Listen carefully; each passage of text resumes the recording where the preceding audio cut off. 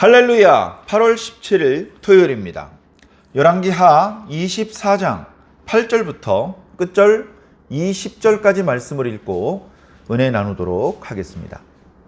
여호야긴이 왕이 될 때에 나이가 18세라. 예루살렘에서 석 달간 다스리니라. 그의 어머니의 이름은 느스타요 예루살렘 엘라단의 딸이었다. 여호야긴이 그의 아버지의 모든 행위를 따라서 여호와께서 보시기에 악을 행하였더라. 그때에 바벨론의 왕 느부갓네살의 신복들이 예루살렘에 올라와서 그 성을 애워싸니라. 그의 신복들이 애워쌀 때에 바벨론의 왕 느부갓네살도 그 성에 이르니 유다의 왕 여호야긴이 그의 어머니와 신복과 지도자들과 내시들과 함께 바벨론 왕에게 나아가매 왕이 잡으니 때는 바벨론의 왕 8째 해이라. 그가 여호와의 성전의 모든 보물과 왕궁 보물을 집어내고 또 이스라엘의 왕 솔로몬이 만든 것 곧 여호와의 성전의 금 그릇을 다 파괴하였으니 여호와의 말씀과 같이 되었더라. 그가 또 예루살렘의 모든 백성과 모든 지도자와 모든 용사 10,000명과 모든 장인과 대장장이를 사로잡아가매 비천한 자 외에는 그 땅에 남은 자가 없었더라.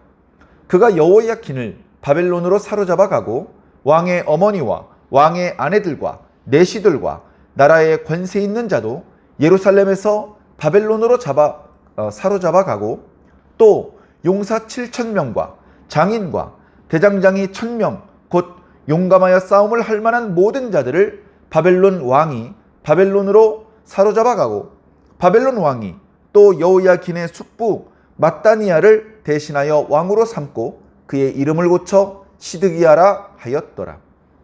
시드기야가 왕이 될 때에 나이가 21세라. 예루살렘에서 11년간 다스리니라. 그의 어머니의 이름은 하무다리요 림나인 예레미야의 딸이더라. 그가 여호야김의 모든 행위를 따라 여호와 보시기에 악을 행한지라. 여호와께서 예루살렘과 유다를 진노하심이 그들을 그 앞에서 쫓아내실 때까지 이르렀더라. 시드기야가 바벨론 왕을 배반하니라. 아멘. 네, 여호야김이 죽고 여호야긴이 왕이 되었습니다. 여호야긴이 다스린 기간은 석 달, 역대기 말씀을 보면 석 달 열흘이라고 기록하고 있습니다. 그 짧은 시간 동안에 그는 여호와 보시기에 악하게 행하였다라고 기록하고 있습니다. 어쩌면 이미 여호야긴은 석 달 동안 왕답게 나라를 다스릴 수 있는 상황이 아니었을 것입니다. 이미 자신의 부친이 말년에 바벨론이 예루살렘을 포위하였고 예루살렘이 함락되며 나라가 멸망할 지경에 처했던 것입니다. 지난 시간의 말씀을 보면 바벨론 왕 느부갓네살이 예루살렘에 올라왔다라고 기록하고 있습니다. 유다 그 나라가 어떻게 되었는지 예루살렘 도성 하나만 유다입니까? 다시 말해 바벨론이 쳐들어오려고 할 때 유다가 정규군이 전선을 형성하고 진지를 구축하고 적들과 일전을 벌이고 그런 걸 할 수 있는 상황이 아니라는 겁니다. 아무 다툼 없이 바벨론의 대군이 유다 땅에 아무 무장을 할 필요도 없이 그냥 걸어 들어오는 겁니다. 아무도 그들을 막을 수 없는 것입니다. 유일하게 성문을 열지 않고 그나마 저항을 하는 성읍이 예루살렘 뿐인 것이죠. 나머지 성읍은 문을 두드리면 열어줄 수밖에 없습니다. 밖에서 불 지르면 어떡하려고 그래요? 열어줘야죠. 다 약탈되겠지만 죽지 않으려면 문을 열어줘야 됩니다. 예루살렘이 문을 걸어 잠그고 미미한 저항을 해봅니다. 그 과정에서 여호야김은 죽었던 것 같습니다. 백성들이 급히 그의 아들 이제 불과 10대 청소년에 불과한 여호야긴을 왕으로 세웠습니다. 그러나 여호야킨이 지혜롭게 그 상황 속에서 처신하고 백성들을 위로하고 하나님께 기도하고 그랬겠습니까? 그의 행위는 종합적으로 여호와께서 보시기에 악을 행하였다라고 그렇게 평가된 것으로 끝난 겁니다. 처음에는 바벨론의 신복들이, 다시 말해서 바벨론 왕 느부갓네살이 보낸 군다 장관들과 여러 신하들이 유다 정복을 주도하고 있었습니다. 매우 힘들었지만 유다에서는, 예루살렘에서는 그들의 요구하는 대로 항복하지 않고 버텼습니다. 소식을 들어보니 바벨론의 왕이 직접 온대더라. 바벨론 왕이 도착하면 그때 항복하자. 이 신하들은 오랫동안 전투를 한 사람들이기 때문에 거칠다. 그리고 그들은 그저 전쟁에서 성과만 내면 왕에게 칭찬을 받기 때문에 그들에게는 자비란 걸 기대할 수가 없다.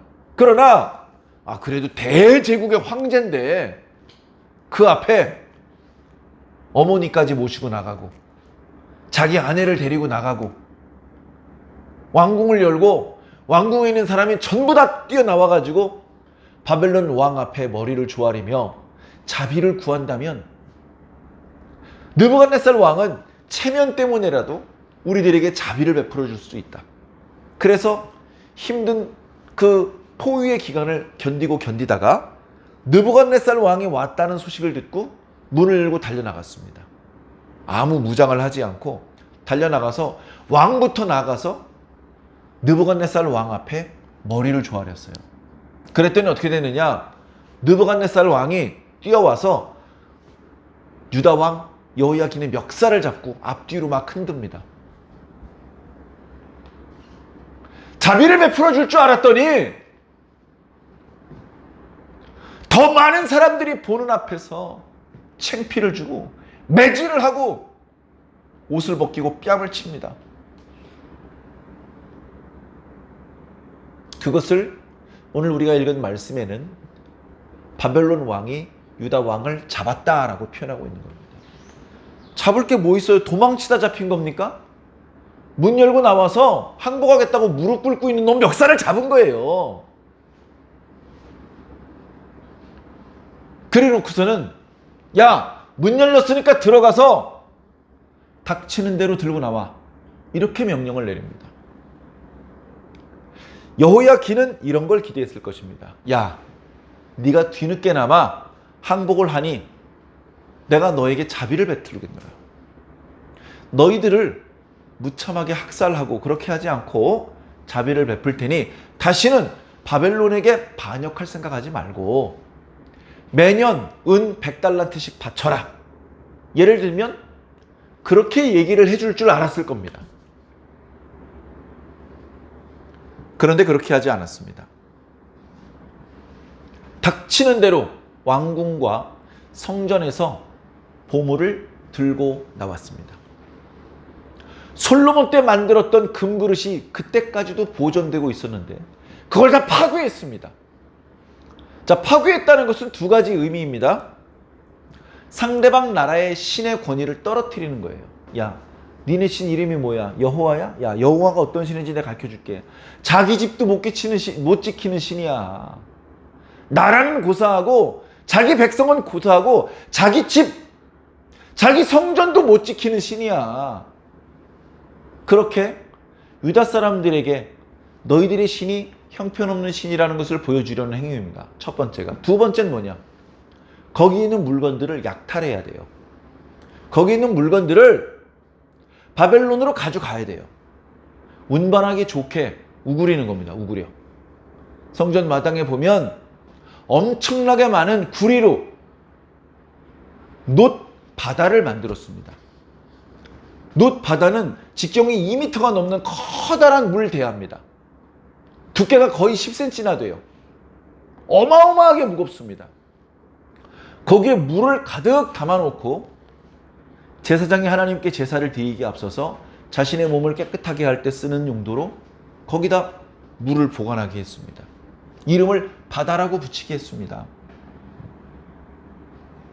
그것을 바벨론으로 가져가려다 보니까 어떻게 해야 되겠습니까? 깨트려야죠. 깨트려서 수레에 담기 적당한 크기로 줄여놔야 됩니다. 그죠? 솔로몬이 만들었던 금그릇은 파괴했으니까 내다 버린다는 뜻입니까? 우그려가지고 부피를 줄여놓는 거예요. 우그려 놓지 않으면 수레가 5개가 필요한 텐데 우그려 놓으니까 한 수레도 안 돼. 야, 내년까지 몇 달란트 바쳐, 이게 아니고 너 그냥 가만히 있어, 우리가 알아서 가져갈게 해가지고 마음대로 끌고 나오는 겁니다. 마음대로. 뿐만 아닙니다. 유다 백성들을 사로잡아 가기 시작합니다. 1차 때, 여호야김 왕 때, 이미 1차 침공 때 약간의 돈과 사람들을 데리고 갔어요. 그런데 지금 2차 때는요, 1, 2, 3차 중에서 가장 많은 사람들을 포로로 끌고 갔고 가장 많은 물자들을 약탈해 간 겁니다.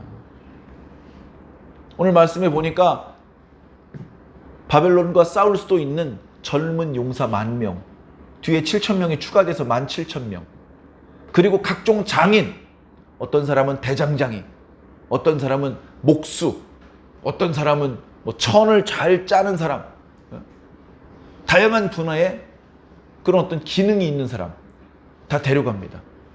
그리고 백성들을 이렇게 리드할 수 있는, 공부도 많이 했고 가르치는 것도 잘하고 경험도 많은 그런 지도자들 싹 다 데려갑니다. 데려가는 이유는 역시 2가지로 생각해 볼 수 있을 것 같습니다. 첫 번째는 데리고 가서 바벨론을 위해서 일하는 일꾼으로 부려먹으려는 겁니다. 그들이 노예가 됐든 평민이 됐든 아니면 왕궁에서 일하는 환관이 되었든 그들을 자신들의 나라를 위해서 이용해 먹기 위해서 끌고 가는 겁니다. 우리가 잘 아는 사드락과 메삭과 아벳느고도요, 2차 포로 때 끌고 갑니다. 그 녀석들은요, 거세당한 이후에 환관이 되었습니다.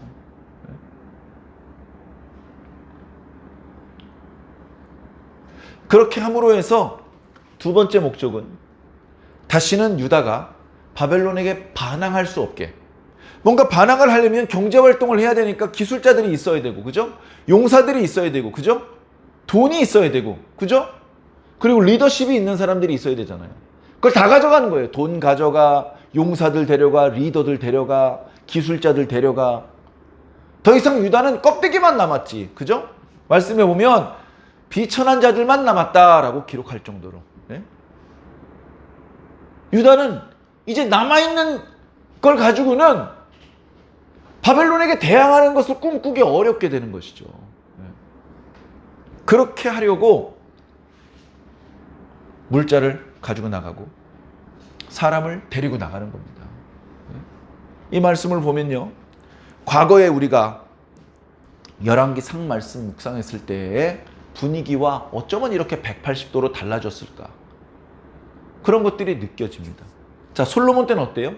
전 세계의 금이 전부 다 예루살렘에 모이는 것 같습니다. 전 세계의 보물이 예루살렘에 모입니다. 전 세계에 똑똑하다는 사람들이 전부 다 예루살렘에 와서 솔로몬에게 뭘 좀 배우려고, 솔로몬이 하는 이야기를 좀 들으려고 전 세계에서 예루살렘으로 사람들이 찾아옵니다. 인구를 조사하는 걸 포기했어요. 너무 많아가지고. 이스라엘 백성들은 이스라엘 백성들대로 자녀들을 숭퉁숭퉁 낳아버립니다. 거기다가 외지에서 이스라엘 땅에 들어와 살고 싶어하는 사람이 어떻게 그렇게 많은지 계산하는 기간 동안에 또 인구가 늘어나요. 그래서 계산을 포기했어요. 물자도 예루살렘으로, 사람도 이스라엘 땅으로 그렇게 쏟아져 들어오던 시절도 있었는데 지금 어떻게 됐습니까? 모든 쓸만한 물건을 전부 다 이스라엘 땅 밖으로 가지고 나갑니다. 모든 쓸만한 사람들을 전부 다 이스라엘 땅 밖으로 사로잡아 가는 것입니다. 이스라엘 땅은 텅 빕니다. 오늘 말씀에는 이렇게 된 것이 하나님의 말씀대로 된 것이라고 말하고 있습니다. 하나님의 말씀대로 되지 않았습니까? 여러분 기억하시죠? 히스기야 왕이 병이 들었는데 몸을 벽으로 향하고 하나님 앞에 간절히 기도하면서 통곡을 했더니 하나님께서 그의 생명을 15년 연장시켜 주셨습니다. 그 연장된 기간 동안에 바벨론으로부터 사신들이 왔어요. 그 사신들에게 왕궁의 보물고 군기고 창고를 다 보여줬습니다. 선지자가 지금 뭐 하는 겁니까? 오늘 그 사람들에게 보여준 물건들 전부 다 바벨론으로 빼앗길 것입니다. 그 물건들이 전부 다 바벨론으로 옮겨질 것입니다. 라고 예언을 했습니다. 그대로 된 겁니다. 이사야만 예언했습니까? 예레미야도 예언했습니다. 예언한 대로 다 되는 거예요. 바벨론 왕에게 자비를 얻을까 생각을 했었는데 전쟁에서 패전한 거나 마찬가지로 너무나 많은 걸 잃었습니다. 너무나 많은 걸 빼앗겼습니다. 여호야긴 왕은 자기 자신도 포로로 끌려갔습니다. 16살짜리 임금이 포로로 끌려갔어요. 30년 동안 감옥에서 지냅니다. 그 뒷이야기는 이제 25장 뒤쪽에 나오고 이참에 유다를 완전히 멸망시키지 않고 느부갓네살 왕은 그의 숙부, 다시 말해 요시야의 다른 아들 맏다디아를 왕으로 세웁니다.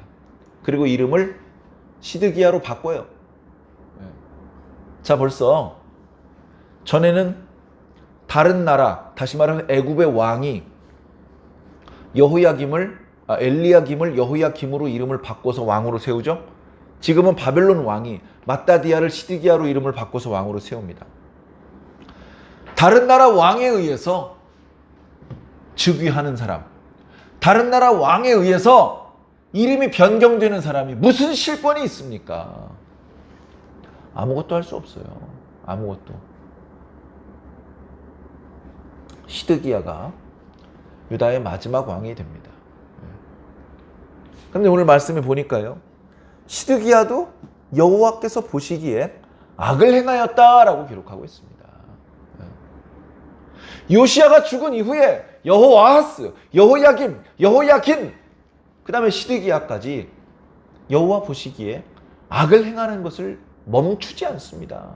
망하는 순간까지 계속해서 악을 저지르고 있는 것입니다. 맨 마지막 구절에 여호와께서 예루살렘과 유다를 진노하심이 그들을 그 앞에서 완전히 내쫓으실 때까지, 그 땅 밖으로 완전히 내몰아 없애버리실 때까지 계속되었다라고 말하고 있습니다. 그러면서 맨 마지막에 시드기야가 바벨론 왕을 배반했다라고 기록하고 있습니다. 열왕기하 24장 1절은 뭐죠? 여호야김이 3년 만에 바벨론을 배반했다. 맨 마지막 구절은 시드기야가 바벨론 왕을 배반했다. 배반하면요, 그 다음엔 어떤 일이 벌어지느냐? 바벨론이 대군을 이끌고 와서 자근자근 함락시켜서 다 뺏어가는 겁니다. 뒤에 시드기야가 얼마나 비참한 추요를 맞이하는지에 대해서는 이제 내일 주일과 또 월요일, 화요일에 걸쳐서 말씀을 나누기로 하고, 지나간 역사를 우리가 안타깝다고 바꿀 수는 없습니다만 이미 벌어진 과거의 역사적 사실을 우리는 주의 깊게 살펴보아서 거기서 교훈을 얻어야 됩니다. 야, 이렇게 하니까 망하는구나. 이렇게 하니까 계속해서 안 좋은 일이 생기는구나. 이렇게 하니까 하나님 좋아하시는구나. 이렇게 하니까 좋은 일이 생기는구나. 이걸 우리가 배워야 되고 이걸 느껴야 됩니다.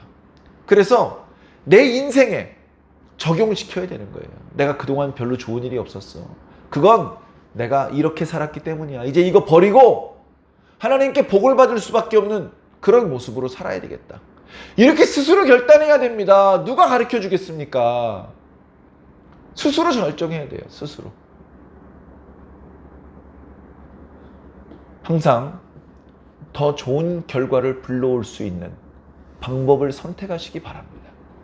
더 좋은 결과를 불러올 수 있는 그런 방법을 선택하고 그런 길로 가야 되는 것입니다. 사랑하는 성도 여러분, 유다는 할 수 없이 이렇게 망하지만 저와 여러분들의 인생은 망하지 않기를 바랍니다.